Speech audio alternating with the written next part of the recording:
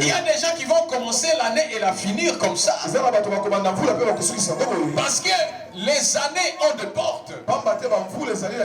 Les calendriers des hommes ont leurs portes. Dans le calendrier des hommes, lorsque vous arrivez à la fin de l'année, au mois de décembre, arrivé précisément le 31 décembre, à 0 heure, sache que vous êtes à la porte d'une autre année. Il y a la porte de l'année passée qui se ferme. Et la porte de la nouvelle année qui s'ouvre. Et quand vous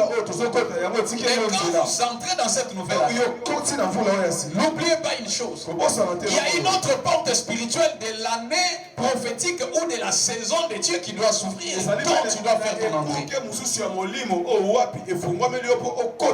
Je te vois entrer dans la porte de la saison de Dieu.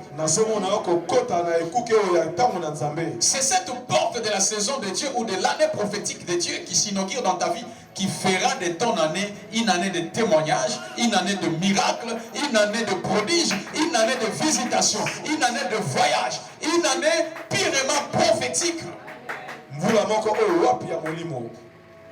Bien-aimé, ça c'est un terrible virus d'avoir des hommes de Dieu qui imaginent les choses au lieu d'interroger Dieu pour donner aux hommes la nourriture convenable au temps convenable. C'est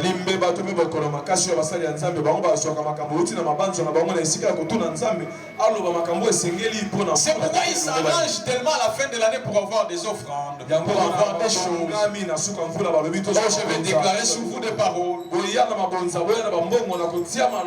après cela, il commence à vous dire cette année, voilà ce que Dieu fera. Cette année, c'est l'année de Rehoboth. Demandez-lui, est-ce que Dieu t'a dit c'est l'année de Rehoboth?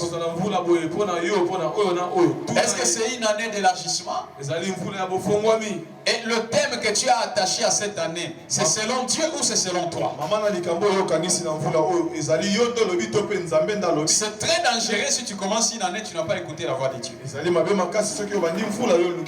Soit autrement, je dirais à quelqu'un, est-ce que vous me comprenez? Amen. J'ai parlé des saisons qui peuvent commencer. Une saison peut commencer au début, au milieu, soit à la fin de l'année. Mais écoutez écoutez l'éclairage de Dieu. Il y a des gens qui sont dans une saison que